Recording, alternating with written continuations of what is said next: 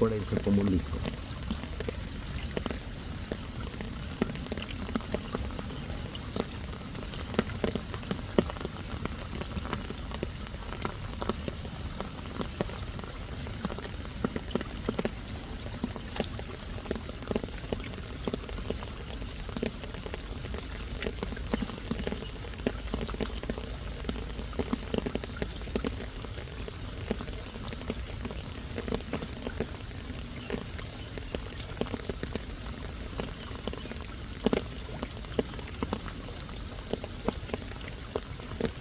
ಮುಳ್ಳು ಅಂದರೆ ಮುಳ್ಳು,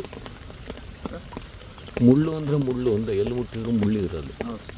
ತೆಮ್ಮಲು ಮುಳ್ಳು, ಎಲ್ಲೆಲ್ಲೂ ಮುಳ್ಳು, ಎಲೆಯಲ್ಲೂ ಮುಳ್ಳು, ಎಲ್ಲ ಕಡೆ ಮುಳ್ಳು. ಇದೊಂದು ಮ್ಯಾನ್ಗ್ರೋವ್ ಸ್ಪೀಶೀಸು.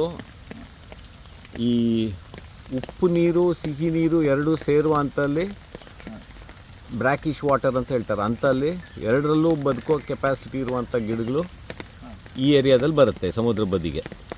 ಸೊ ಇಂಥ ಜಾಗದಲ್ಲಿ ಎಲ್ಲ ಕಡೆ ಇಲ್ಲ ನೋಡು, ಅಲ್ಲೆಲ್ಲ ಇಲ್ಲ, ಆಳ ಅಲ್ಲೆಲ್ಲ ಆಳ ಜಾಸ್ತಿ ಇರುತ್ತೆ.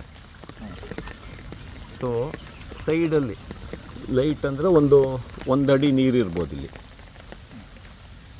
ಅಂತ ಅಲ್ಲಿ ಬರುವ ಗಿಡ ಇದು.